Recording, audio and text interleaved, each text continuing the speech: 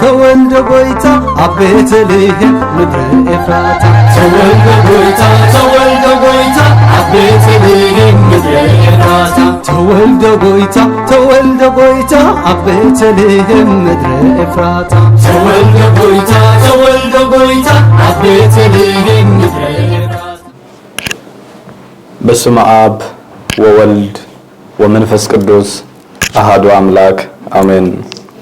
ጸጋናይ ጎይታናን መድኃኒናን ኢየሱስ ክርስቶስ ምስኩላትኩም ይኹን አሜን። ሎሚ ከም ፍቃድ እቲ ኩሉ ዝኽእል ጎይታናን አምላኽናን መድኃኒናን ኢየሱስ ክርስቶስ እነስተንትኖ ትምህርቲ ብምኽንያት ልደት ጎይታና ኢየሱስ ክርስቶስ ፈነወ ወንጌል ጥዑም ብስራት ካብ መድኃኔ-ዓለም ቤተ-ክርስቲያን ማንቸስተር ክኸውን እዩ። እግዚአብሔር ኣብዚ ቅንያት እዚ ብምኽንያት እቲ ዓብይ ምስጢር ናይ ጎይታናን መድኃኒናን ኢየሱስ ክርስቶስ ብዛዕባ ልደቱ ከነስተንትን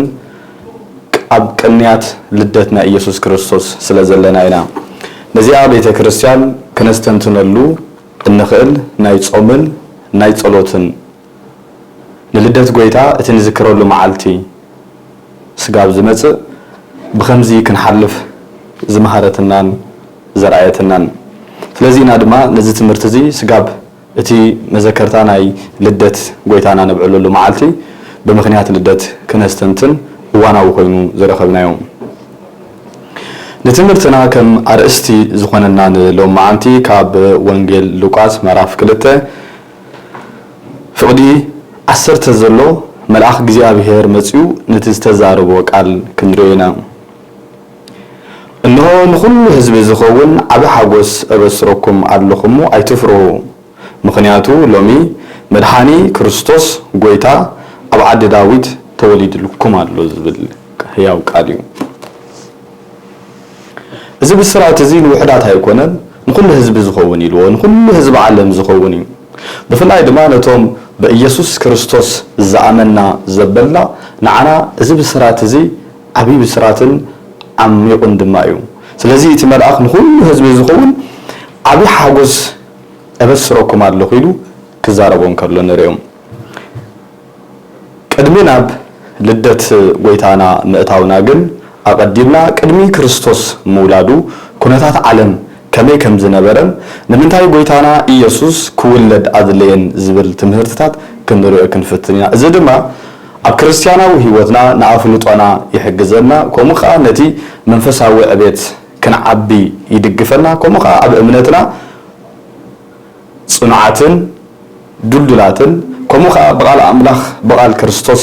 ዝተሃነጽና ኮይና ንኽንርከብ ይሕግዘና እዩ። ጎይታና ኢየሱስ ክርስቶስ ደቂ እስራኤል ኣብ ከመይ ዝነበሩሉ ዘበን ተወሊዱ እንተልና ደቂ እስራኤል መጀመርታ ብብዙሕ ግዜ ኣብ ባርነት ይወድቁካ እንተነበሩ ኣቀድማ ቢሎም ብባቢሎናውያን ሓደ ዓብይ ዝኾነ ባርነትን ግዝኣትን ከም ዝሕለፉ ንሪኦ ነገር እዩ። ነዚና ከዓ መጽሓፍ ቅዱሳውን ታሪኻውን ዝኾነ ኣብዚ ናይ ልደት ከምኡ ከዓ ናይቶም ስኮላርስ ሊቃውንቲ ናይ ቤተ-ክርስቲያን ተባሂሎም ዝፍለጡ ኣብቲ ናይ ቀዳመይቲ ኤርሊ ቸርች ዝነበሩ ክኾኑ ይኽእሉ እዮም። ስጋብ ሕጂ ስጋብ 21 ክፍለ ዘበን ዘለው ስኮላርስ እውን ኣብ ገሊኡ ክንደህስሶ ክንፍትን ኢና። ካብ ባቢሎን ግዝኣትን ባርነትን ምስ ተመለሱ ደቂ እስራኤል ዝተሰጋገርዎ ናብ እዮም እንተልና ናብ ግዝኣት ሮማውያን እዩ። ከምቲ ኣብ መጽሓፍ ቅዱስ ተጻሒፉ ንረኽቦ ጎይታና ኢየሱስ ክርስቶስ ዝመጻሉ ደቂ እስራኤል ኣብ ትሕቲ ሮማውያን ግዝኣት ከም ዝጸንሑ ወይና ከም መጽሓፍ ቅዱስ ንሪኦን ንመሃሮን። ኣብዚ እዋን እዚ ከዓ እምበኣር ደቂ እስራኤል መግዛእቲ መሪርዎም ስለ ዝነበረ ምግዛእ ናይ ደቂ ሮማውያን ጸቕጢ ገይሩሎም ስለ ዝነበረ ነቲ ከድሕኖም ዝኽእል መሲሕ ወይ ድማ ማሳያ ኢሎም ከድሕነና ኢሎም ዝጽበይዎ ዝነበሩ ንኢየሱስ ክርስቶስ ብሃንቀውታ ዝጽበይሉ ዝነበሩ ሰዓት መድኃኒና ኢየሱስ ክርስቶስ ኣብ ቤተልሔም كم استولد النري نزي خات ملأخ مسيو كبسرون كله زراني إنه نخل هزبي زخون أبي حاجوس بسرات تبسركم الله نسخات مدحاني يسوس قويتا يلوم دك إسرائيل يسوس كريستوس المسيح زبلنا يو كدحنم كندو أكل تثبيت كوانت نبرة ناتهم زقات أمس أقام جنتا إليه بدي يسوس كريستوس نعاتهم كدحنا لهم يلزمت من قدن الساتهم دك إسرائيل بخيمي الجواب اتزمت المسيح كدحنا بزخل بيوانو زنبرو تثبيتن زخلو تيزجن كراخوهم أي كعلن فلذي تصحف يسوس كريستوس نبتهم ناتو مسألة تباهيلو مالت نبتهم ناتو مسألة بالكله مس إسرائيلاويان نبتهم ناتو زنبرو حزب أملاخ تباهيلو مزفلتو نبرو إسرائيلاويان نبعاتهم مسألة تباهيلو جن اتهم ناتو أيتقبلون تباهيلو خاطر صحيفو اللي مالتيو برهان لو عالم مسألة نتبرهان جن أيتقبلون تباهيلو خاطر صحيفو تلزي اتبرهان زغونا يسوس كريستوس اتمدحانيهم زغونا يسوس كريستوس اتمدحاننا كل عالم زغونا بيتا يسوس كريستوس أما أخلون كا أنت تولده نساتهم جن كمتين نجوز داويد حيال كوينو زمرهم زنبرة نسخة كاب جزءات رماويان بخينات بوج زجلا قلهم مسيلهم سلا زنبرة بس مغنيات ذكر رادو يقالون مغنياتو أبصحفهم نونسو زفان أبو داويد كورسي تباهيو نت المسيح مسايا نبلو زلنا كريستوس تصحيفو نسلا زنبرة بخوهم من قديو زنا قفهم مسيلهم نيرو بقال أملاخ مسرت جيرو بمنفساو من قد جيرو بمخرن بمعدان جيرو بتيسوس كريستوس تتكملوا نخلو أما أخلهم أتيز قلوس زنبرة نجرات بخوهم كوينو أي تردون بزي مخنيات دك إسرائيل كم زتعان كفن ري بار مدحانينا يسوس كريستوس تعلم كم زي لا غلا أيهوداوين أب كم زي تثبيت كلو أما بالأعمال أب بيت-لحم تولد لو مخان مهارز لنا تمرتي أتي أب بيت-لحم زتولد بيتا يسوس كريستوس أب بيتكم أب بيتين نخولديو أتي أما بالأعمال زتولد بيتانا يسوس كريستوس أب لبين أب لبخمن أب لب تولد خمن تولدنا نخولديو سلازي نتي ناتون برهان زخونه مزا أي تقبلوا ونسوهله نت برهان زخونه يسوس كريستوس كاب زي مفلات كي نخسره بزقات أمزخ حدا راقبل يخل نسو اتعابي زخونه بيتا نسو اتمدحانيو كاب زقزيلنا نريو نمنتاي بيتانا يسوس كريستوس سب كوينو خولد أدليه زبل نتبتات كنرينا ስለምንታዩ ወይታና ኢየሱስ ክርስቶስ ሰብ ኮይኑ ክውለድ ዝደለየ ስለምንታዩ አምላኽ ሰብ ኮይኑ ተወሊዱ ከድሕነና ዝመረፀ ስለምንታዩ አምላኽ ኩሉ ዝኽእል እንድዩ ኩሉ ዝከኣለ እዩ ኣብኡ ከለኹም ዲሕንኩም ክብል ይኽእል ነይሩ ግን ስለምንታዩ አምላኽ ተወሊዱ ንዓና መሲሉ ከድሕነና ዝኽኣለ ምክንያት ከም ፍቃድ ጎይታ ኣብዚ ነጥብታት እዚ ንዓና نفلتاتنا كحجزنا نأمنتنا كخدل دولمتان نقال أملاخ عمق قبلنا وش إن دعتنا ندافلتنا يا خن كيد كلنا أمنتنا ندادل دل يخيل أمنتنا تصنع دخلنا يخيل نتقدس صحف زتنا جرنا خا نخن أمره عملنا نخن قبله نخن صعبه خا يحجزنا إمالتيو سلازي سلامنتاي قلتنا يسوع كريستوس كم زيلو خمس تولد سلست نتبتات كندرينا إتا قداميتي نريا من البات زعباز كندري خلنا ون نزن سلست زي النجارات زين كندري أنكلنا مصحف قدساون تاريخاون النجارات كنفتنينا أبتا قداميتي نريا قم يسوع كريستوس سلامنتاي سب كوينو كولد زجدد مخنيات سلامنتاي سب كوينو أبيت لهم أما بالعمل كولد زخالتنا تقداميتي كلنا كم نفلتو تنبيتاو صحف سلازنبره اتتنبيت نخفت صابي اتنا اوريت صحف وكا لحر يسوع كريستوس بلي كيدان إلنا زصوعنايو مخنياتو كم تقدس باولوس زبالو اتحدش مسمصه اتعرجيت كون وكا بلي تباهيلو خصوا ناي قدنت يلو نابراويان امعرف شمنت زغلصو ناي قدنت كم زخون كيلو سلازي تنبيتاو قال سلازنبره يسوع كريستوس كم زولد أتي المسيح نقول زلنا مساء تولدو نهزبو كعدق مخانو نهزبو كبجوا مخانو نهزبو كدحنا مخانو نزز بالنجاراتن أب أوري تصحيفو سلزنبرة نايقد النت ويتانا يسوع كريستوس كولد نايقد النت كوينو نرقب مادي سلمنتاي تنبيتاو قال سلزنبرة بس عبازي تنبيتاو زفات أصنازي أما صحف قدوس كما أبنت كلت كوسد خيليه نعبنت على مسك المستسق على حنساب اتي اب اوري تصحيفو زنبره ويا بولي كيدان تصحيفو زنبره نمولو غيتانا مرحينا ኢየሱስ ክርስቶስ بزي زخونه غدلت لكلن تنزت ነገራት ትንቢት ከም ዝፈጸመን ኣብ መስቀል ኮይኑ ክዛረብ ከሎ እንታይ ኢልና ካብተን 7 ቃላት መስቀል ኢልና ንጽዋዕን እንታይ ኢሉ ተፈጸመ ኢሉ እንታይ ተፈጽሙ እንታይልና እቲ ኣብ ዘበነ ኦሪት ብትንቢት ተነገሩ ዝነበረ መጽሐፍትን ጽሑፋትን ናይ ብሉይ ኪዳን ኢልና ተቀቢልና ያምን ኸይዘለና እዞም ኣብ ብሉይ ዘለው ካብ ዘፍጥረት ስጋ ሚልኪያስ ዘለው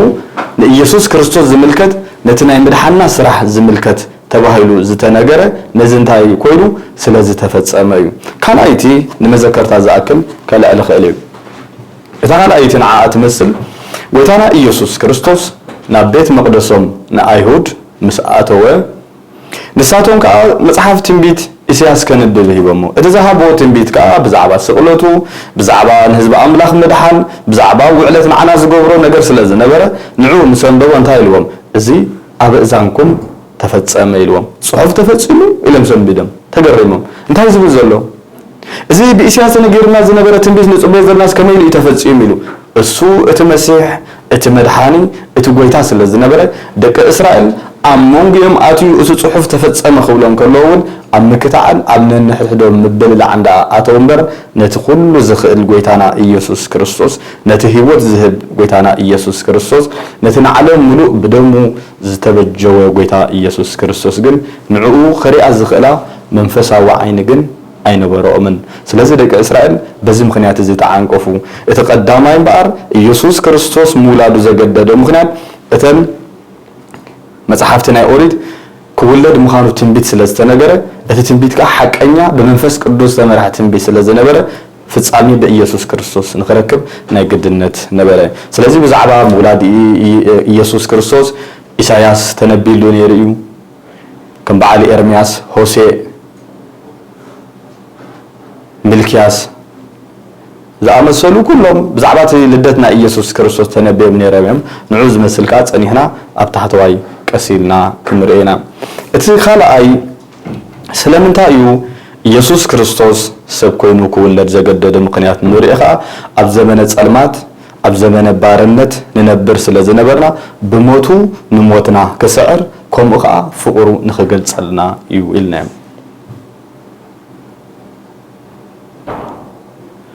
ኩሉ ህዝቢ ዓለም ኣብ ባርነት ስለ ዝነበረ ኣብ ሓጢኣት ስለ ዝነበረ ምስ ኣምላኽ ርክብ ስለ ዘይነበሮ ነዚ ጸልማት እዚ ከኣልዩ እንድሕር ኮይኑ ብርሃን ወንጌል ርኢና ብርሃን ናይ ክርስቶስ ርኢና ንብሎ ዘለና ከዓ ነቲ ጸልማት ዘመን ይሕሊፉሲ ናይ ብርሃን ዘመን ሓድሽ ዘመን ንምምስራት እዩ ነይሩ ስለዚ ካብ ጸልማት ናብ ብርሃን ኣሰጋጊርና ካብ ሞት ናብ ህይወት ኣሰጋጊርና ስለዚ ነዚ ከሰጋግረና ዝኽእልካ ንሱ ጎይታና ኢየሱስ ክርስቶስ ስለ ዝነበረ ናይ ግድነት ተወሊዱ ነዚ ብርሃን እዚ ከርኤና ናይ ግድነት ፍቑር ክገልጸልና ነበረ ቅዱስ ጳውሎስ ናብ ሮሜ መልእኽቲ ምዕራፍ 5:8 ብከምዚ ገሊጽዎ ኣሎ ገናኸ ንሕና ገና ሓጣኣን እንከሎና እዩ ዝብሎ ክርስቶስ ኣብ ክንዳና ሞይቱ እሞ ኣምላኽ እታ ፍቕሩ ንዓና በዚ የርኤና ኣሎ ኢልዋ ኣምላኽ ስለ ቃሉ ዝተመስገነ ይኹን ገና ንሕና ሓጣኣን ከለናሲ ዘፍቀረና ንሱ ኢልዎ ኢየሱስ ክርስቶስ እዩ እቲ ፍቕሩ ዝገለጸልና ንሱ እቲ ጎይታ ጎይተት ዝኾነ ኢየሱስ ክርስቶስ እዩ ስለዚ ንሕና ሓጣኣን እንከለና ክርስቶስ ኣብ ክንዳና ሞይቱሲ እታ ባና ዘላቶ ፍቕሩን ገሊጸልና ኢልዎ ስለዚ እሱ ኣብ ክንዳና ክመውት እሞ ብሞቱ ገይሩኻ ፍቕሩ ንዓና ክገልጸልና ስለ ዘለዎ እዚ ፍቕሪ እዚ ከዓ ብከምዚ መንገዲ እዚ ዝግለጽ ስለ ዝነበረ ጎይታና ኢየሱስ ክርስቶስ እታ ባና ዘላቶ ፍቕሪ ንምርኣይ ተወሊዱ ከድሐነና ናይ ግድነት ነበረ ማለት እዩ ንዓኣ ትመስል እታ ሳልሰይትን ናይ መወዳእታ ንሪኣኻ ካብቶም ናይ ሊቃውንቲ ቤተ-ክርስቲያን ወይ ከዓ ስኮላርስ ቴዎሎጂያን ንብሎም ዘለና ሓሳብ ካብ ናቶም ክወስድ እየ እዚኣቶም እዞም ሊቃውንቲ ናይ መጽሓፍ ቅዱስ ነቲ ኣብ መጽሓፍ ቅዱስ ተጻሒፉ ዘሎ ነጥቢ ወይ ሕመረት ናብ ሓደ ነጥቢ ከምጽዎ ከለዉ ካብ ዝበልዎ ቃላት ክጥቀም መጀመርታ ቅዱስ ጳውሎስ ነዚ ኣመልኪቱ ዝተዛረቡ ካብ መጽሓፍ ቅዱስ እሞ ከምብቦ ብድሕሪኡ ንትሳቶም ዝተሓሓዝዎ ምትሕሓዝ ኣገዳስነት ስለ ዘለዎ ከዓ ናይቶም ቴዎሎጂያን ሓሳባት ክንርኤና ኣብ ሮሜ ምዕራፍ 5:12 ከምዚ ይብሎ ኩላቶም ስለ ዝበደሉ ሞት ናብ ኩሉ ሰብ ሓለፈ ይብል حدز نيرنا كل حزب عالم ስለዝበደለ ማለት በአዳምን በህዋንን አብሉ እትጸላኢ ናይ መጀመርታ ዝነበረ ሰይጣን እዚ ስለዝወቋም እዚ ኃጢአት እዚ ኸ ናብ ኩሉ ዓለም ስለዝኣተወ ኩላቶም ታይ ኮይኑ ኢሎም ሞት ናብ ኩልና ነጊስ እዩ ቅጽል አብሉ ቅዱስ ጳውሎስ ከአንታይ ኢሉ ኣብ ሮሜ ምዕራፍ 3 فقد 23 فقد 24 كساب 24 ዘሎ ኩሎም ሓጢኦም ክብረ ኣምላኽ ሙሲኢኖም ይብል እስከ ኣብዚ ነገራት እሞ ንርአ ነታና ቅዱስ ጳውሎስ ሐሳብ ከ ቅጽል አብልና ከነንብብ አይና ኩሎም ሓጢኦም ክብረ ኣምላኽ ሙሲኢኖም ይሎም ስለዚ እዞም ናይ ቴዎሎጂያን ዝብሎ ዘለዎ ሐሳብ እንታይ እምበር ኩሉ ሓጢኡ ክብረ ኣምላኽ ሲኢኑ በደል ነይሩ ኣሞንጎ ቅዱስ እግዚአብሔርን ኣሞንጎ ህዝብ ኣምላኽን ከራኽበና ዘይክእል ሓደ ካብ ኣምላኽ ክፈልየና ዝኽእል ኃጢአት በደል ነይሩ ነዚ ቅዱስ ጳውሎስ አመልኪቱ ዝዛረቦ ዘሎ ኣሞንጎ እግዚአብሔርን ኣሞንጎ ህዝብ ኣምላኽን ዘሎ ንኸይራኸቡ ኩሎም በዲሎም ክብረ ኣምላኽ እውን ሲኢኖም የሚሉ ወላ ሓደ እውን ኣይውፅእንኮ ኩሎም ኢሉዎም እምበኣር ምስ ኣምላኽን ዝፈልየና ዝነበረ ኣሞንጎ ኣምላኽን ኣሞንጎ ሰብን ኃጢአት ነይሩ ሕጂ ቀሲልኩም ድሕር ሒዝኩምኒ እቲ መረዳእታታት ክንርአና ነዚ ኃጢአት እዚ ኸኣ ከኣልዩ ዝኽእል ሓደ ንጹህ መስዋዕት የድሊ ነይሩ ቅዱስ ዝኾነ መስዋዕቲ ንጹህ ዝኾነ መስዋዕቲ የድሊ ነይሩ ናትና ነፀብራቕ ብሉይ ኪዳን ጽላሎት ናይ ሓዱሽ ኪዳን እዩ ተባሂሉ ከም ዝተጻሓፈሉ እምበኣር ኣብ ኦሪት ክመልሰኩም እዩ ሕጂ ኣብ ዘበነ ኦሪት ኃጢአት ኣብ ዝገበሩሉ በደል ኣብ ዝገበሩሉ ንግዚያዊ ዝኸውን መተዓረቂ ካብ ገንሸል ይጥቀሙ ነይሮም ደም የፍስሱ ነይሮም እዚ ግዚያዊ ነፍስ ወከፍ ሰብ ኃጢአት ምስ ገበረ ገንሸል የምጽእ ምራኸ የምጽእ ጣዕዋ የምጽእ እቲ ዘይብሉ ድኻ ዝበሃል እውን ኣብ መጽሓፍ ቅዱስ አንብቦ ስጋ ባሪቱ ከይተረፈ ሒዙ ዝመጽእ ነይሩ እዩ ምክንያቱ እቲ ኣብ ኃጢአት ገይሩ ዝብሎ ዘሎ ክነጽህ እንድሕር ኮይኑ ናይ መንጽዩ ምክንያት ደም ክነቅዕ ክኽእል ኣለዎ ደም ክፈስስ ክኽእል ኣለዎ እዚ ደምዚ ስጋብ ዘይፈሰሰ ኸኣ ግዚያዊ ምትዕራቕ እውን ይረኽቡ ኣይነበሩን ጎይታናን መድኃኒናን ኢየሱስ ክርስቶስ እምበኣር ሓንሳብን ሓዋሩን ከም ዝበሎ ቅዱስ ጳውሎስ ሓንሳብን ሓዋሩን ከተዓርቀና ምስ ኣቦ ስለ ዘለዎ ኣብ ክንዳና ነዚ ዕርቂ እዚ ንኽፍጽሙ ኸኣ ክውለድ ናይ ግድነት ነበረ ማለት እዩ ስለዚህ ጎይታና ኢየሱስ ክርስቶስ ከም ዝንብሎ ዘለና እሱ እቲ ንጹህ መስዋዕቲ ስለዝኾነ ሓንሳብን ሓዋሩን ከተዓረቀና ኸኣ ግድነት ነበረ ማለት እዩ እቲ ኣብ ኦሪት ዝተኣዘዘ ሕጂ ምልሴልና ክነወዳድሮ ኢና እንታይ ኢልዎም ዝነይሩ እቲ ንመስዋዕቲ ዝኸውን እንስሳ እንታይ ዓይነት እንስሳ እዩ ዝኸውን ነይሩ ንጹህ ዝኾነ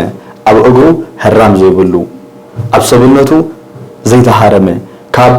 ግዜ ኣዳምን ሔዋንን አቤልን ቃኤልን ጀሚሩ እቲ መስዋዕትታት ዝመጽእ ዝነበረ ናይ እንስሳታት እዚ እንታይ ዝኸውን ነይሩ ንጹህ እቲ መስዋዕቲ ዝኸውን ንጹህ መስዋዕቲ ክኸውን ከም ዘለዎ እግዚአብሔር ኣዚዝዎም ከም ዝነበረ ንርኢ ስለምንታይ ንጹህ መስዋዕቲ ክኸውን ከም ዘለዎ ዝነገሮም ኣበር ዘይብሉ ዘይተሃረመ ገንሸል ክኸውን ኣለዎ ዝሎም ዝነበረ እቲ መድኃኒና ክኸውን ዘለዎ ናቱ ሲምቦላይዝ ወይ ናቱ ምሳሌ ናቱ ኣብነት ስለ ዝነበረ እቲ ኣብ ዘመነ ኦሪት ወይ ኣብ ብሉይ ኪዳን ዝገብርዎ ዝነበረ መስዋዕትታት ናይ ኢየሱስ ክርስቶስ ምሳሌ የመልክት ስለ ዝነበረ እዩ እዚ እምበኣር ምስቲ ቅዱስ ጳውሎስ ኩሎም ሓጢኦም ክብረ ኣምላኽ ሲኢኖም ምስ በለ ኣብታ ኣብ ሮሜ 3:23 فقد 24 በቲ በኢየሱስ ክርስቶስ ዝርከብ በጃ መሕላፍ ብኸምኡ ብጸጉ ይጸድቅ ኢልዎ በየናይ በቲ በኢየሱስ ክርስቶስ በጃ መሕላፍ እትናትና ዝረኸብናዮ ምድሓን እትናትና ዝረኸብናዮ ጽድቅ ስራሕ ብናቱ በቲ በጃ ዝኾነ በኢየሱስ ክርስቶስ ብኡዮም ዝጸድቁ ብኡዮም ዝድሕኑ ተባሂሉ ዝተነገረሉ ምክንያት እምበኣር እንታይ ናይ መወዳእታ ንሕና ድሕነት ንረኽበሉ ኃጢአትና ነጻሉ በቲ ንጹህን ቅዱስን ዝኾነ ጎይታናን መድኃኒናን ኢየሱስ ክርስቶስ እዩ ስለዚ እቲ ጽሑፍ እምበኣር ኣብ ሮሜ ንሪኣ ዘለና ምዕራፍ 3:23-24 ኩሎም ሓጢኦም ክብረ ኣምላኽ ሲኢኖም በቲ በኢየሱስ ክርስቶስ ዝርከብ በጃ መሕላፍ ብኸምኡ ብጸጉኡ ግና يصدق يميلهم ስለዚህ እቲ ንሕና ዘረኸብናዮ ከዓ እቲ ንጹህ መስዋዕቲ ክኸውን ዘለዎ ዝበልናዮ እቶም ቴዎሎጂያን ዘተሓሓዝዎ ምኽንያት ከዚ ስለምንታይ ሕጂ ሕዙኒ ኢየሱስ ክርስቶስ ሰብ ኮይኑ ክውለድ ዘድልዮ ምኽንያት እንታይ እዩ ንጹህ መስዋዕቲ ክኸውን ዝኽእል ስለ ዘይተረኸበ እዩ ምኽንያቱ በእንስሳታት ናይ መወዳእታ ምንጻህ ክንረክብ ኣይንኽእልና ኢልናዮ ምኽንያቱ ንሱ ግዝያዊ ምልክት ሲምቦል ናይ ኢየሱስ ክርስቶስ ስለ ዝነበረ ኢልናዮ ደቂ ሰባት ከዓ ከም በዓል ኢሳይያስ ኤርምያስ ዳንኤል ሕዝቅኤል ቅዱስ ዳዊት ዝኣመሰሉ ብዙሓት ዓበይቲ ነቢያት ውን መጽኦም ነይሮም እዮም እዚኣቶም ውን ንበዓሎም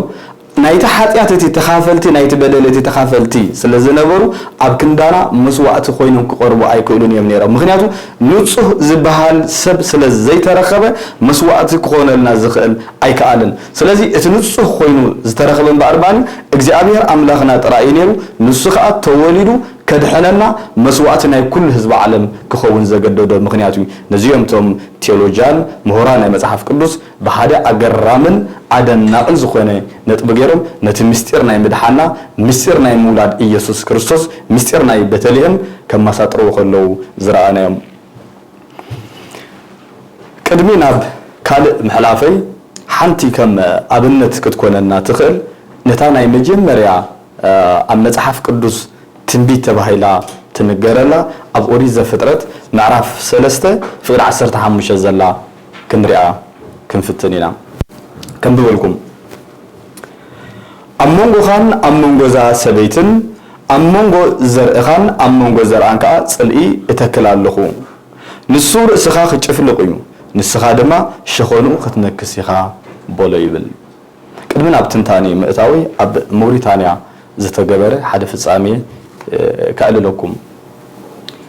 موريتانيا استبهلت أفريقاويت هاجر أبحنتي عدي حدا جنيا تناخساي تمن نيرو أفت بوتا بزح جزي خا يشجرهم نيري بوز حالفو بوتا ندغير من قد ندغير أبجل نداتنها نقولو نتي بوز حلف زنبرة حزبي ينخسو نيرو دارجا بوز يتنخسه الله بهالاي كالدين يرو يزبهان بزح جزي ينخسهم نيرو أمو داتا نزلنا كزنبرة جن حدا جوبز من إسي أبكل عدمة 30 عامات زركب نتي عدم ملو زشجر زنبرة تنخسي تمن حدا معلت المزيو رأسه بزيان حسب من قدي كم زجاف لغون ريوم ممات نايزي تنخسي تمن مستجفلقه اتعدم ملو سلام كم زرخبه هيوت كم زرخبو كابت تنخسي زنبره تمنقع ناصا حرمنت كم زوصو كابت زنخصم زنبره ناي بارنت الزمن وصم حرمنت كم زرأيو خا نرئينا اما صحاف قدوس اب وانجيل يوحنس مراب 3 فقد 15 تصحيف زلو كمتي موسى ابرخا تمن زسقلو كمو خا ودسب مالت ኢየሱስ ክርስቶስ ክስቀል ይግቦ ይተባሃሉ እኮ ተጻሒፉልሎ ንሳቶም ካልካ ነቲ ንዕኦም ዝንخሶም ዝነበረ ተናኻስ ዝነበረ ተመን ምስ ንخሶ እቲ ወዲ 30 ዓመት ምልክት ንኸውን ኣብቲ ዝንخሰሎም ዝነበረ ኤሪያ ቦታ ከባቢ ንምልክት ክኸውን ኣው ከም ዝሰቀሎ ይዝንቶ ነዚ ኣብ መጽሐፍ ቅዱስ እምባር ብመንፈስ ኮይና ነታ ጥቅሲ እንተርኢናያ ናይ መጀመርታ እቶም ናይ ምሁራን ናይ መጽሐፍ ቅዱስ መብዛሕትኦም ዝሰማምዑላ ናይ መጀመርታ ትንቢታዊት ቃል ኣብ መጽሐፍ ቅዱስ ዘላ ቃል ኢሎም እዮም ዝምስክሩላ ነታ ኣብ ኦሪት ዘፍጥረት ምዕራፍ 3:15 ዘላ ስለምንታይ ኣቆሙ ኮይና እንተይልና ኣብ መንጎኻን ኣብ መንጎ ዛሰበይትን ኣብ መንጎ ዘርአንካ ኣብ መንጎ ዘርአኻ ጽልኢ እተክል ኣለኹ ንሱ ርእሱ ክጭፍልቕ የተባለ ዝተነገረሉ ኣዳም ነቲ ተናኻስ ዝነበረ ተመን ርእሱ ኣይጨፍልቆን انت زچفلقو نيرمو ኢየሱስ ክርስቶስ ሙላድ ወን አይመድለን ነይሩ አይጨፍልቆን አቤልን ቃኤልን መጽዮም ንቃኤል እንኳን ሲዕርዎ ከማን እንኳን ክጭፍልቆ አቤልን ሐሳብ ለሐዋርን በዘይዳግም መልእክቲ መንገድ ዲገው ንተመን ጨፍልቆ ተባሂሉ አይተጻሐፈሉን ነነፍሱ ግን መስዋዕት ገይሩ መተዓረቀ ገይሩ ምስ አምላክ ከም ተዓረቀ እንረኝ ኩላቶም ነቢያቱን እቲ ክጭፍልቆሎም ዝኽእል እዮም ዝዛረቡ ዝነበሩ ስለዚህ ናይ ዝውጽኢት ይኮን ነቢ ኢሳያስ ጽድቅና كم مرجم شرقي تقصر زبالوكو انتايدو ازخلو ناي مسنا እግዚአብሔር ሰባት እንዳተባሃሉ ازخلو ትንቢታው ቃል እንዳተዛረቡ ኸሎዚ እቲ ኣብ ልዕሊኦም ዝነበረ መርገም ኣብ ልዕሊኦም ዝነበረ ኃጢያት ግን ንሓንሳብን ንሓዋሩን ስለዘይተኣለ ጽድቅና ከም መርገም ተቆጸረ እናበለ ክሕፎ ከሎ ዝረኣናዮ ነዚኡቲ ትንቢታዊ ቃል ናይ መጀመርታ ዝበልናዮ እምበር ነቲ ተናኻሲ ዝነበረ ተመን ዝጨፍለቀልና ንሱ ኢየሱስ ክርስቶስ እዩ እዛኡ ዘላ ሰበይቱ ንህዋን ኣይኮነን ሄዋን ዝወለደቶ ኣቤል ኣይጨፍለቆ ቃየል ኣይጨፍለቆ ኢልና ኢና እዛ ኣኡ ተጻሒፋ ዘላ ሰበይቱ እቲ ነቲ ተናኻሲ ዲያብሎስ ኢልና ዘላ ንተመን ርእሱ ኣብ መስቀል ዝጨፍለቀልና ኢየሱስ ክርስቶስ ስለዝነበረ ንዕኡ ዝወለደትካ ኣዴና ቅድስት ድንግል ማርያም ነበረት ስለዚ እቲ ካብ ቅድስት ድንግል ማርያም ሕዙን ሕጂ ኣብ ቤተልሔም ዝተወለደ ኢየሱስ ክርስቶስ ነቲ ጸላእና ዝነበረ ሓንሳብን ንሓዋሩን ርእሱ ጨፍልቆ ክብርን ስብሓትን ውዳሴን ድማ ንዕኡ ሎምን ዘለኣለምን ይኹኖ ምክንያቱ ንጸላእና ሰይጣን ስዒርልና ናጽነት ረኺብና በዚ ከዓ በቲ በኢየሱስ ክርስቶስ ዝተገበረ ናይ ጽድቂ ስራሕ ኩላቶም ይጸድቁ ተባሂሉ ኣብቲ ሮሜ ዘንበብና ክጻፍ ዝኽኣለ ነቲ ንሱ ዝገበረልና ጽድቂ ግን ነግረ መንገደይ ናይ ሎሚ ትምህርቲ ኣይኮነን ኣብዚ ኣይገልጾን ነትሱ ዝገበረልና ውዕለት ግን ነትሱ ዝገበረልና ጽድቂ ግን ከም ሓደ ግዜ ንብሎ ሓንሳብ ክርስቶስ ጽድቂ ገይርለይ ብምባል ገሌና ብድኻም መንገዲ ንሪኦ ኢየሱስ ጽድቂ ስለዝገበረልና ኣብ ኃጢአት እንዳነበርና ማለት ኣይኮነን ካብ ኃጢአት ክንእልኽ ንወጽእ ኣለና እዚ ነቲ ንሱ ሓንሳብን ሓዋርን ዝገበረ ጽድቂ እምበር እንታይ ክንገብሮ ኣለና ብንስሓ መንገዲ ካብ ኣምላኽ ወፂና እንተጸኒሕና ብንስሓ ናብ ጎይታ ክንምለስ ከለና እዚ እቲ ጽድቂ ኣብ መዓልታዊ ህይወትና እንዳተወለደ ዝነብር እምበር ኣብ ስርቂ እንዳነበርና ኣብ ምትላል እንዳነበርና ኣብ ሓሶት እንዳነበርና ኣብ ዝሙት እንዳነበርና ንኣምላኽ ባህ ከብሎ ዘይክእል ህይወት እንዳነበርና በቲ ኢየሱስ ክርስቶስ ዝገበሮ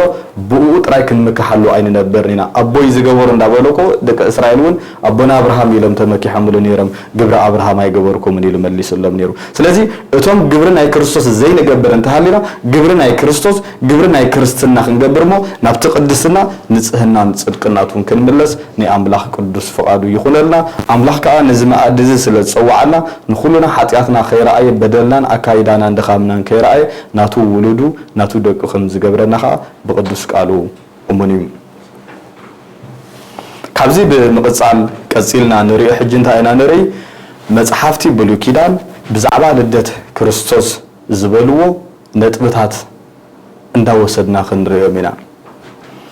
እቶም ናይ ብሉይ ኪዳን ንብሎም ዘለና ወይ ከዓ ናይ ኦሪት ጽሑፋት ብዛዕባ ሙላድ ኢየሱስ ክርስቶስ ብዛዕባ ልደት ኢየሱስ ክርስቶስ ዝተነበይዎ ክንሪኦም ኣገዳስነት ኣለዎም እዋኑ ቅንያት ናይ ልደት ጎይታና ኢየሱስ ክርስቶስ ስለዝኾነ ነዘን ቅዱሳት ጽሑፋት እዚኣተን ክነስተንትነን ከዓ ናይ ግድን እቲ ግዜኡ ይግድደና እዩ ንምንታይ ኢና ንሪኦ ሓቅነቱን ክንረጋግጾ መታን ንክርስትና እኮ ከምዚ ስቂሉ ዝመፀ ዝመስሎም ነገራት ኣለዉ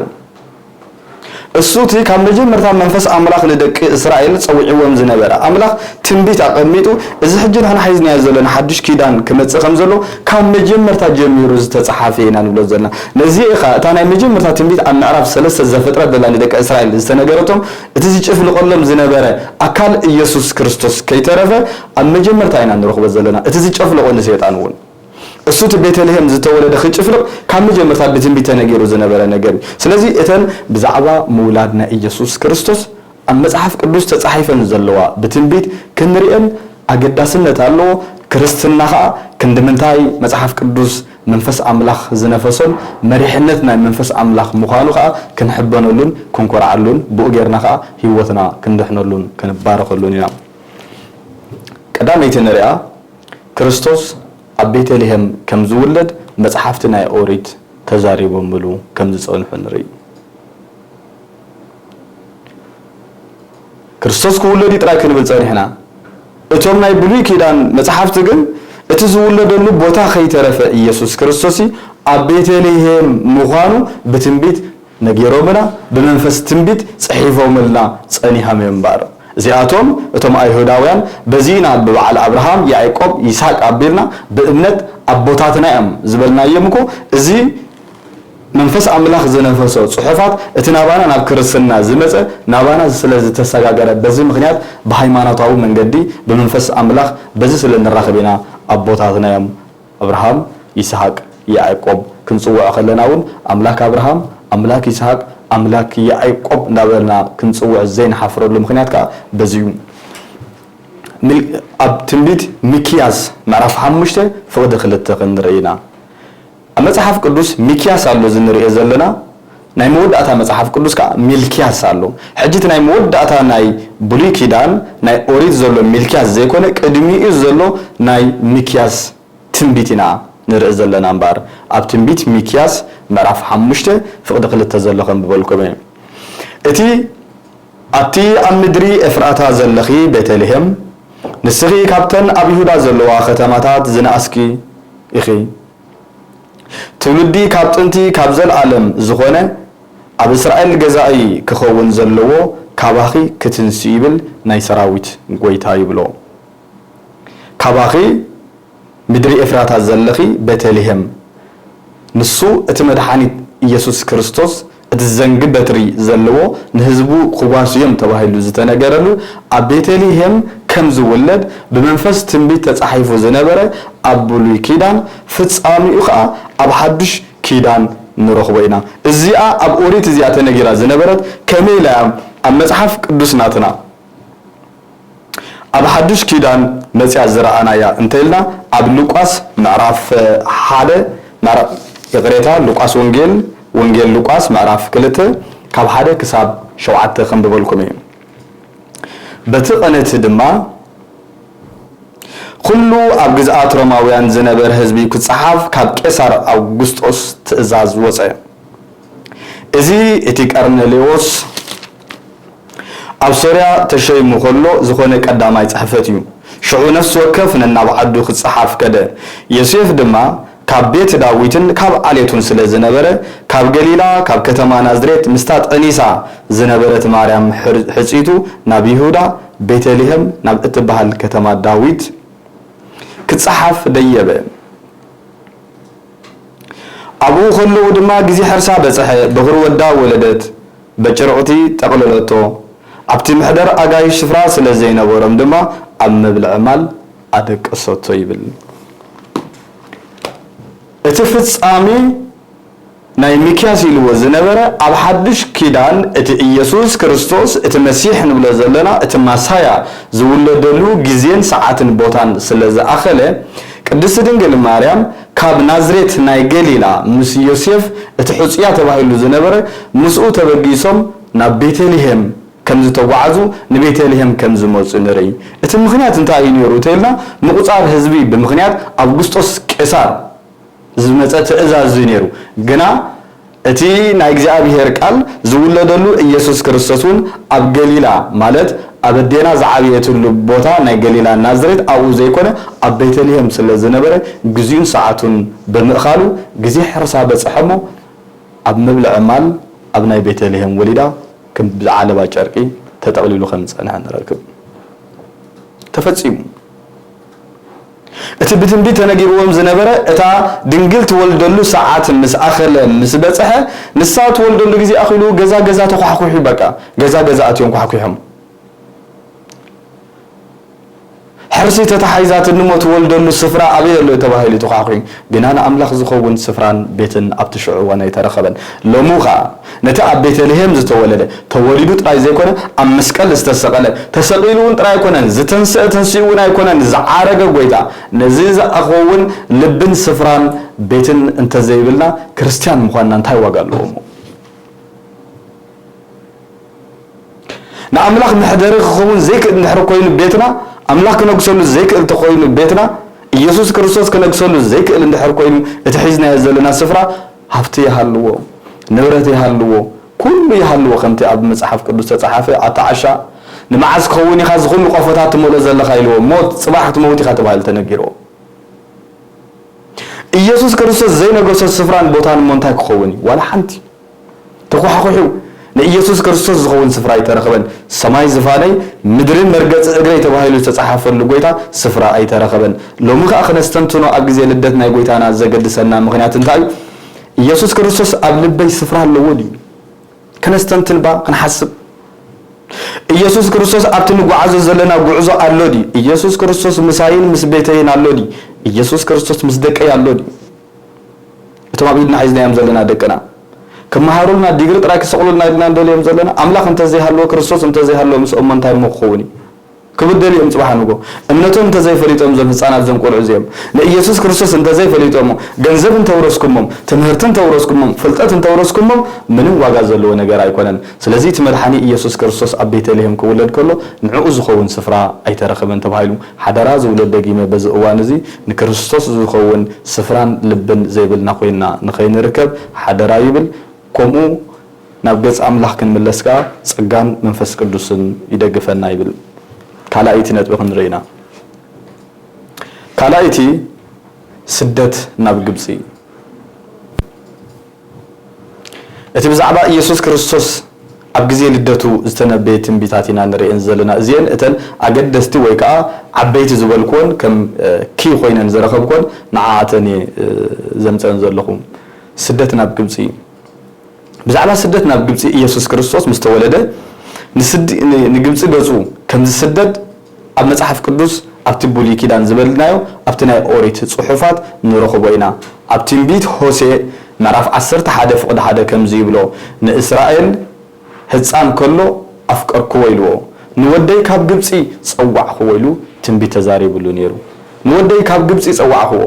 سلازي أملاخ نتستولد هتصان كاب قبسي صوع له جزين أواناتن سلزنبرة زيوتو تنبيت نجيرو تصانيهو نودي كاب قبسي صوع خو تبهايلو نزي عمل كيتو صحافة قدوس وانجيلاوي ماتيوس معرف كلته كاب 10 كتاب 15 نرخبو هياو قال أملاخ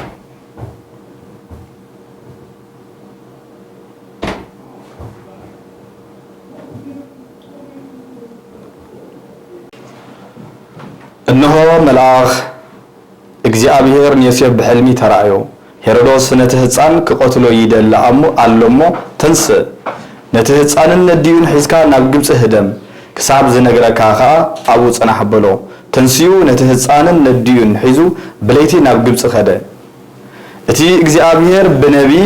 نودي كاب ግብጽ يصوعخ وزوله ምእንቲ خفصم دما هيرودوس كسع زموت اب ግብጽ صنح يلو املاح تمسገነ ይሁን እዚ ትንቢታው ቃል ዝነበረ ስለዚህ ወንጌላው ማቴዎስ ነቲ በሆሴ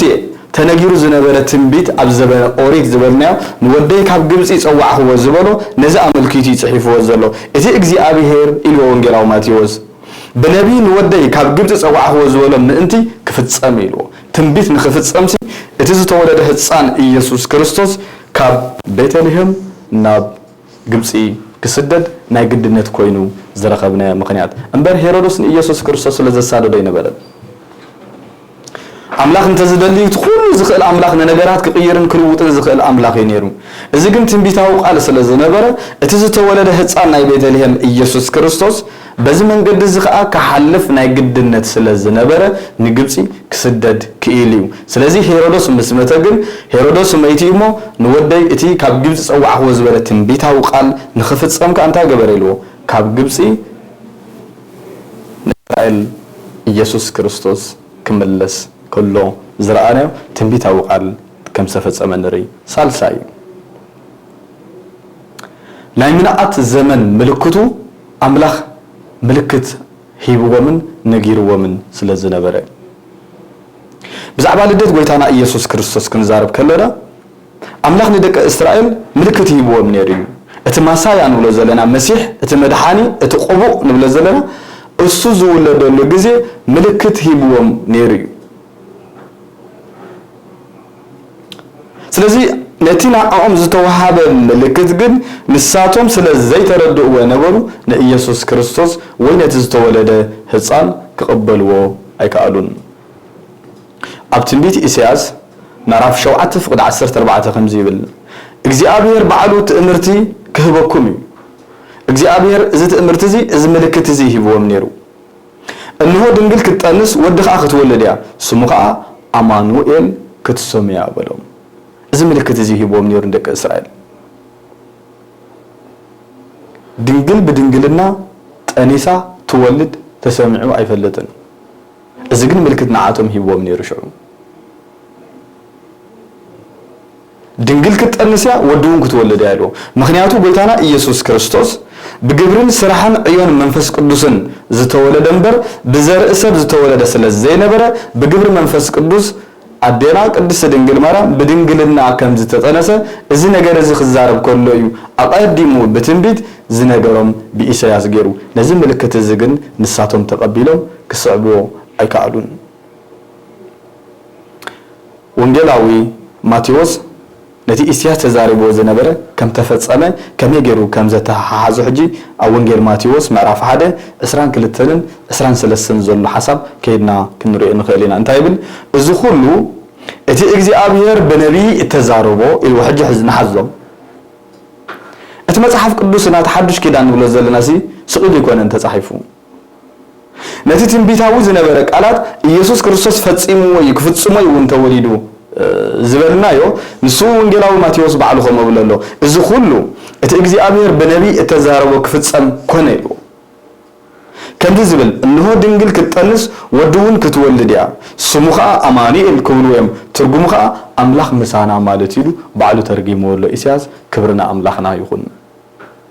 እዚ ንኽፍጸም ኢየሱስ ክርስቶስ ኣብ መብልዕ ማል ክውለድ ናይ ግድነት ዝኾነ ንሱ ተኣማኑኤል ኢልዎ እቲ ኢሳያስ ኣማኑኤል ኢሉ ትንቢት ተነጊሩሉ ዝነበረ ማቴዎስ እንታይ ኢልዎ ድሮ ንሱ ተወሊዱ ኢልዎም ኣማኑኤል ካብ ድንግል ተወሊዱ ኢልዎም ኣማኑኤል ማለት እውን ትርጉሙ ክነግረኩም እንተኾይኑ እንታይ ተርጉምልና ዘሎ ቃሉ ኣምላኽ ምሳና ኾነ ማለት እዩ ኣምላኽ ዝተወለደሉ ኣብ ቤተልሔም በኣር እቲ ኣምላኽ ካባና ከም ርሑቕ ጌርና ንቆፅሮ ዝነበርና ኣምላኽ ቀረባና ምዃኑ ዝረኣናሉ መዓልቲ እዩ ኣምላኽ ቀረባና እዩ ኣምላኽ ካባና ርሑቕ ከም ዘይኮነ ምስ ህዝቡ ቀረባ ምዃኑ ዝረኣናሉ ኣምላኽ ምሳና ኾነ ስለዚ ኣማኑኤል ማለት ኣምላኽ ምሳና ኾነ መለኮት ምስ ስጋና ተወሃሃደ እቲ ካብ ቅድስት ድንግል ማርያም ዝተወለደ መለኮትን ስጋን ዝተወሃሃደ ስለ ዝነበረ በዚኡ ኣማኑኤል ኢልዎ ስጉው ቃል ኢንካርኔሽን ዝተሰገወ መለኮትን ምስ ስጋን ዝተወሃሃደ ማለት እዩ ኣማኑኤል ኣብ ስጋና ሓደረ ኣባና ሓደረ ኣምላኽ ኣብ ማእከል ህዝቡ ብዘደንቕን ብዘገርምን ጥበብ ተገልጸ ማለት እዩ ነዚኦም ሊቃውንቲ ናይ ቤተ-ክርስቲያንና ከም ዝኽብሉ ከለዉ ንሪኦም ኣምላኽ ካብቲ ንዓለም ዝፈጠረሉ ጥበብሲ እቲ መለኮት እቲ ረቂቕ እቲ ክትሓዝን ክጭበጥን ዘይክእል ኣምላኽ ስጋና ለቢሱ ንዓለም ዘድሓነሉ ጥበብሲ ይበልጽ ኢሎም ዘገርም ነገር እዩ በዚኦም ከዓ ብዙሓት ኣመንቲ ዝተዓንቀፉ ኣምላኽ ከመይ ገይሩ ውለድ ኣምላኽ ዶ ይውለድ እዩ ንብዙሓት ዝዕንቀፈ ነገር እዩ እዚ ጥበብ እዚ ከዓ ዘገርምን ዘደንቕን እዩ ብመንፈስ ኣምላኽ ክርአ ዝኽእል ጥበብ እንተዘይኮይኑ ብስጋዊ ኣመላኻኽታ ብስጋዊ ኣረኣእያ እውን ክንቅበሎ ዘይንኽእል ከቢድ ነገር እዩ ፍቓድ ኣምላኽ ስለ ዝነበረ ግን ኣምላኽ ኣብ ማእኸል ህዝቡ كأتو سلزدله أملاك كم تأقدمنا زجلسنا يوم مستراوي طلبني أملاك زبلنا خا بجوكو نصوح سلزينا برا اتنصوح أملاك أبكندانا مسواتي خوينو خدحنا سلزمرتن سلزدلين أمونغو حزبو خاتو أملاك مسانا خونا مالتيلو إسياس كتصحفو خلو نري قدوس باولوس كم زيبلو أبكدامايت إيمتيوس معرف سلسة فقد 16 خمسة يبلو بحقي اتمستير أملخو عبير وحجيري قدوس باولوسون بأجر من أجر يجلسوا اتمستير أملخو ناس انتقلوا عبير بقلل نجار كنتم كوفن كنقلصون نخل نجارات هاي كونان مستير أو نجاري ونيلوا مستير the mystery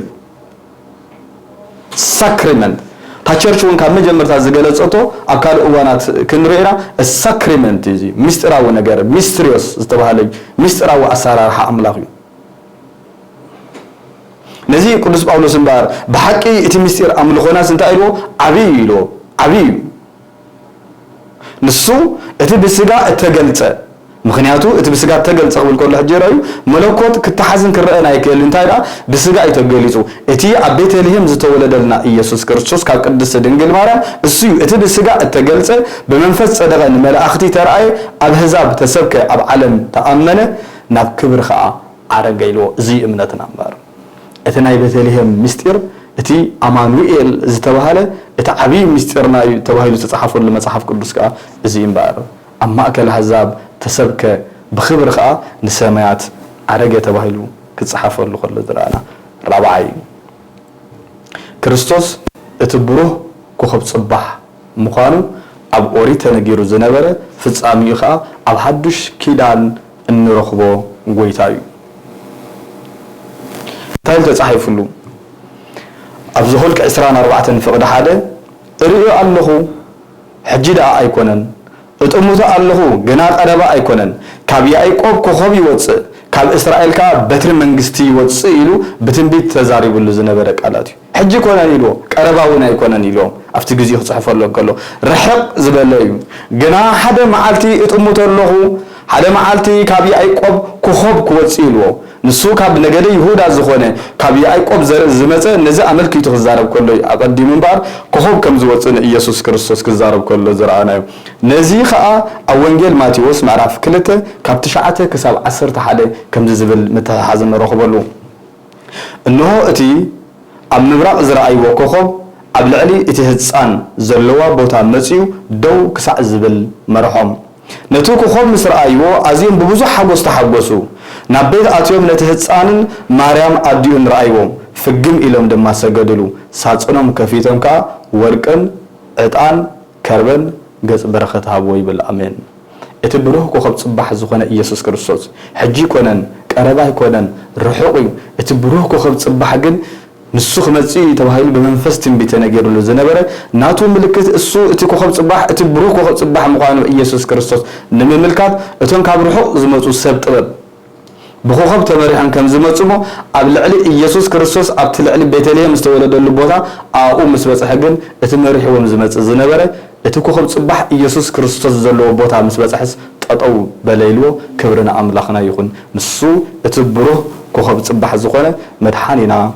يسوع كريستوس أب بيتليهم استولدوا سلزيهم تم سبعة باب قاليهم عطان كربن وركن جزء بركات كهبوا زخالو زي منفساوي وكا spiritual زخونة ترجم الله اتعال ناي كهنوتون ملكتي يسوع كريستوس ليك كهنات يزبلنا اتكربه ناي موتو سيمبولايز يو ابنت ملكتي اتورق خال نغوس مخانو ناي نغسنتون ملكتي ات نغوس يسوع كريستوس ناي نغستات نغوس ناي غويتوت غويتا زبلنا ملكت ناي زنمهاب اذا عينت زي امها هي بحيز المجم كم ذهب وقع نري أبرأ يوحنس نعرف إسرائيل كلتن عصر تشد شزلو قرن زخونة قال يوحنس أبرأ يصحفه زلخا مستناي كريستوس رئينا كنزام ودن خينا أنا إيسوس إلو بعلو أبرأ يوحنس عمبو أنا إيسوس أبتن محبرات إذن أجر إذي كنذكر لكم إلى نمر أخي سريدي الله أنا سرداويتن زرون اتبروه كوخب صباحيلو آمين سر داويتن اتي بروح كوخب صباحا انا يدو اتي بتنبيت نغيرو زنبر حجي كونن قرباي كونن رحيقي اتي بروح كوخب صباح خوصي تبايل زنغرلو ملائكه سديده نغركم الله انا زرنا داوود اتي بروح زخونه كوخب صباح خا انا ازبل قال نسمع خلنا نري ስለዚህ እቲ ኣብ ኦሪት ወይ ኣብ ብሉይ ኪዳን ዝዝረብ ዝነበረ ቃላት በአደና ዝገርምን በመንፈስ ጥበብን ኢየሱስ ክርስቶስ ከም ዝፈጸመ ነሪ ነዚዩ ኣብ መስቀል ኩሉ ስራሕን ምስሰርሐ ፈጸመ ዝብል ከስማዓና ዝኸኣለ በዚ ምክንያት ኢና ከአንባር ንክርስትና ኢየሱስ ክርስቶስ ከምዚሉ ኣብ ሚድል ኢስት ተወሊዱ ከም ዝመስረቶሞ ክርስትና ኣብ ሓፂር እዋን ኣብ መላእ ዓለም ብዙሕ